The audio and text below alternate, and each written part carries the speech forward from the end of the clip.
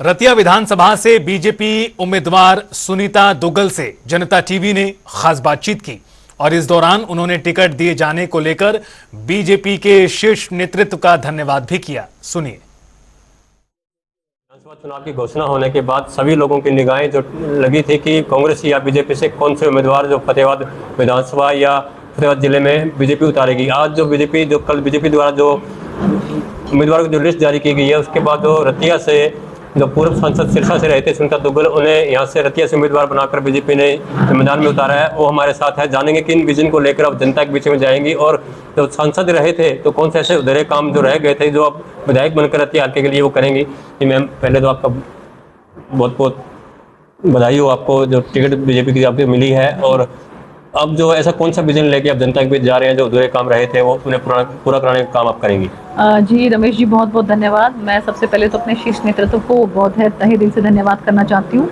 हमारे राष्ट्रीय अध्यक्ष जो हैं जगत प्रकाश नड्डा जी, माननीय प्रधानमंत्री नरेंद्र मोदी जी और हमारे मुख्यमंत्री नायब सैनी जी और हमारे प्रदेश के अध्यक्ष मोहनलाल बडोली जी और हमारे प्रभारी जो हैं हमारे धर्मेंद्र प्रधान जी, आदरणीय सतीश पूनिया जी, सुरेंद्र नागर जी, विप्लव कुमार देव जी, इन सभी का मैं बहुत धन्यवाद करना चाहती हूँ कि उन्होंने मुझ पर विश्वास व्यक्त करके और मुझे रतिया से विधानसभा की टिकट दी है। जहाँ तक बात है कि जब मैं सांसद के तौर पर मैंने काम किया तो मैंने अपने इलाके की आवाज़ को पार्लियामेंट के अंदर पुरजोर तरीके से बुलंद किया। आज तक जितने भी सांसद हुए हैं उन्होंने जितनी भी आवाज़ जो है पार्लियामेंट के अंदर उठाई होगी, अगर आप उसको कंपैरिजन करें तो मैंने जितनी भी आवाज़ उठाई वो उसका पलड़ा जो है उन सबको मिलाकर भी भारी पड़ता है।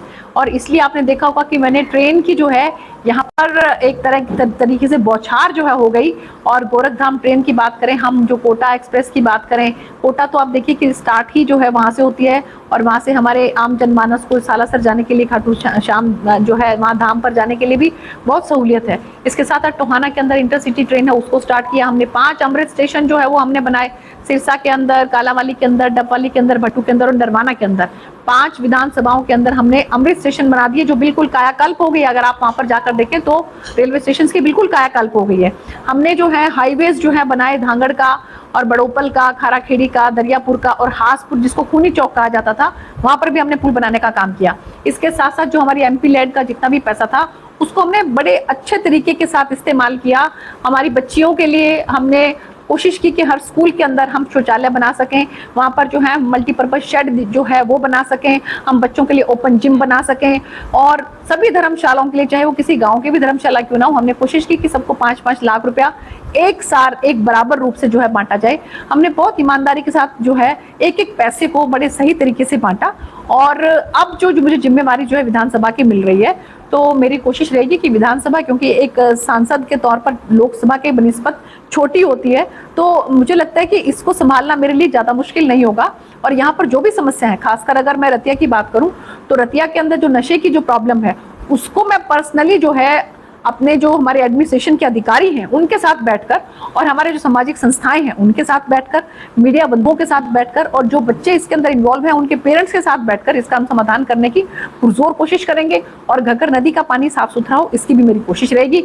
एजुकेशन यहाँ पर बढ़े, बच्चे जो है यहाँ पर पढ़ाई लिखाई करके ऑफिसर बने, अच्छी लाइन में जाएं, तो ये भी मेरी बहुत कोशिश रहेगी। क्योंकि मुझे याद है 10 साल पहले जब मैं यहाँ पर आई थी तो एजुकेशन के पॉइंट ऑफ व्यू से ये इलाका बहुत ज़्यादा बैकवर्ड था, लेकिन हमारी जो पूरी 10 साल तक मेहनत रही उससे अब ये इलाका पढ़ाई लिखाई में बच्चे बहुत इंटरेस्ट लेने लगे हैं।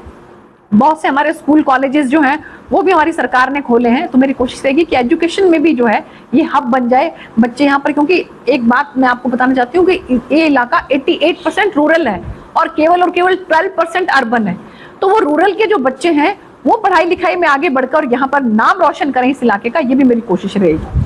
ये थे जो रतिया से बीजेपी जो उम्मीदवार है सुनीता दुग्गल, इनका ये कहना है कि जब चुनाव होंगे हल्के में, जब सांसद थे तो पूरे जिले या जो विधानसभा 9 लगती थी उनके हक में जो आती थी उनके लिए अच्छे काम उनके द्वारा किए गए थे। लेकिन इस बार जो विधानसभा रतिया के लिए उन्हें जिम्मेदारी सौंपी गई है, अगर यहाँ से जनता उन्हें जिताकर भेजती है तो कई ऐसे पेंडिंग काम थे जिन्हें जल्द ये पूरे करवाएंगी।